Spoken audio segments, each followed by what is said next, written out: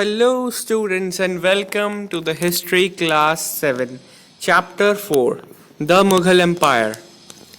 तो आज हम इस वीडियो में कुछ इंट्रोडक्शन देखेंगे चैप्टर की और पहले एक दो टॉपिक्स देखेंगे। हम दो दो टॉपिक या तीन तीन टॉपिक करके ही इस चैप्टर को करेंगे अलग अलग वीडियोस में, और इसको कुछ पार्ट्स में करेंगे ताकि हमें बोरिंग ना लगे और ये चैप्टर कंप्लीट भी हो जाए। मेरी पिछली वीडियोस में, पिछले चैप्टर्स में मैंने कुछ लंबी वीडियोस बनाई थी आधे आधे घंटे की, तो वो ज़्यादा बोरिंग लगती है, ज़्यादा टाइम लग जाता है उसमें, इसलिए अब छोटी वीडियोस में हम पढ़ेंगे। तो चलिए आज स्टार्ट करते हैं। The Mughal empire. देखिए, हमने पहले दिल्ली सुल्तान्स के बारे में पढ़ा, अब हम मुग़ल एम्पायर के बारे में पढ़ेंगे। मुग़ल्स के बारे में, जो मुग़ल लोग थे उनके बारे में हम पढ़ेंगे। क्या, कौन थे वो कहाँ से आए थे, कितनी देर कहाँ रहे थे, वो सारा इसमें हम पढ़ेंगे।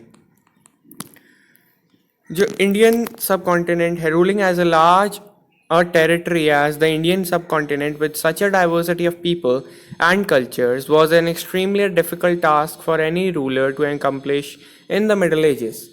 देखिए, मिडल एजेस में इतने बड़ी टेरिटरी, इंडिया जैसी इतनी बड़ी टेरिटरी तब तो जैसे वो भी नहीं हुआ था, पाकिस्तान भी अलग नहीं हुआ था, उधर से बांग्लादेश भी अलग नहीं हुआ था। ये सारा इतना बड़ा टेरिटरी था और इसको रूल करना बहुत ही मुश्किल था किसी भी रूलर के लिए, तो एक बहुत ही डिफ़िकल्ट टास्क था। लेकिन इसके कंट्रास्ट में, इसके प्रेडिसेसर्स के कंट्रास्ट में, प्रेडिसेसर मतलब इस मुग़ल्स के पहले के जो रूलर्स थे, उनके कंट्रास्ट में, मतलब उनके अलग होते हुए, उनसे अलग होते हुए मुग़ल्स ने एक ऐसा एम्पायर क्रिएट किया था और उसे एकम्प्लिश किया था जो बहुत ही कम पॉसिबल लग रहा था कुछ समय के लिए तो लोगों को, कि ऐसा भी कभी हो सकता है, क्योंकि उन्होंने बहुत अच्छा रूल करके दिखाया था। From the latter half of the 16th century, they expanded their kingdom from Agra and Delhi. तो 16th century मतलब 1500 जब साल चल रहे थे, 1500s, तो उसके लेटर हाफ में, लेटर हाफ का मतलब है 1550s के बाद, 1550 टू 1600 तक के बीच में मुग़ल्स ने अपना किंगडम आगरा और दिल्ली से एक्सपैंड किया।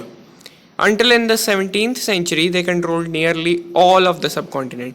तो उन्होंने पूरा सब कॉन्टिनेंट ही 17th सेंचुरी तक पूरा कॉन्कर कर लिया था, उसको एक्सपैंड कर लिया था, अपने किंगडम को एक्सपैंड कर लिया था, अपने रूल को बढ़ा लिया था। तो they imposed structures of administration and ideas of governance that outlasted their rule. उन्होंने बहुत सारे स्ट्रक्चर्स दिए एडमिनिस्ट्रेशन के, रूल के, और आइडियाज़ लिए गवर्नेंस के, जिन्होंने उनका रूल बहुत बढ़ा दिया, आउटलास्ट कर दिया।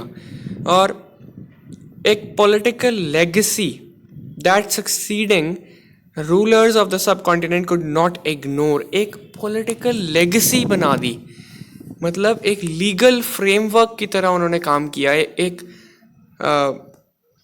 रूल्स को अवॉइड भी करते गए, कानूनों को बनाते गए और उनको फॉलो करते हुए उन्होंने अपना एक्सपेंशन किया रूल का। उन्होंने सीधा बिना किसी सोचे समझ के अपना रूल को एक्सपैंड करने के लिए कॉन्कर नहीं किया। उन्होंने एक सिस्टमेटिक, लीगली सारा फ्रेमवर्क तैयार किया पॉलिटिकली लेगेसी के साथ, जो कि आगे आने वाले रूलर्स के लिए एक बहुत बहुत बड़ा एक एडवांटेज भी रहेगा और वो उसको इग्नोर बिल्कुल भी नहीं कर सकते। Today the Prime Minister of India addresses the nation on Independence Day from the ramparts of the Red Fort in Delhi, the residence of the Mughal emperors. आज जो रेड फोर्ट है, लाल किला है, जहाँ से हमारे प्रधानमंत्री जी नरेंद्र मोदी और सारे प्रधानमंत्री जी अब तक के जो रहे हैं, वो वहाँ से अपना एक स्पीच देते हैं, अपने नेशन को एड्रेस करते हैं, और उसी ही लाल किले में मुग़ल एम्परर्स रहते थे, उनका वो रेजिडेंस था, उनका वो घर था। ठीक है, ये हमारी हो गई इंट्रोडक्शन, छोटी सी इंट्रोडक्शन थी। आगे हम चलते हैं who were the Mughals topic पे, कि वो मुगल्स थे कौन। The Mughals were descendants of two great lineages of rulers. तो वो डिसेंडेंट्स थे, डिसेंडेंट्स मतलब आगे आने वाली पीढ़ियां थी किसकी, बहुत बड़े दो lineages ऑफ रूलर्स की, मतलब बहुत बड़े दो रूलर्स की एक डायनेस्टी में से थे वो। फ्रॉम देयर मदर्स साइड, उनकी मम्मी की साइड से वो गेंगिस खान के डिसेंडेंट्स थे, उनके आने वाली पीढ़ी थी, आई हुई पीढ़ी थी आगे, मतलब गेंगिस खान उनके पूर्वज थे जो 1227 में मर गए थे। और the Mongol ruler who ruled over parts of China and central Asia, वो एक मंगोल रूलर थे गेंगिस खान, और वो चाइना और सेंट्रल एशिया पे रूल किया करता था। From their father's side they were the successors of Timur, died 1404, the ruler of Iran, Iraq and modern day Turkey, जो मॉडर्न डे टर्की, ईरान और इराक के रूलर रहे तैमूर। तैमूर यहाँ पे वो तैमूर नहीं है जो सैफ अली खान वाला, ये तैमूर है रूलर, तो यहाँ पर आप उसको बिल्कुल भी रिलेट मत करना।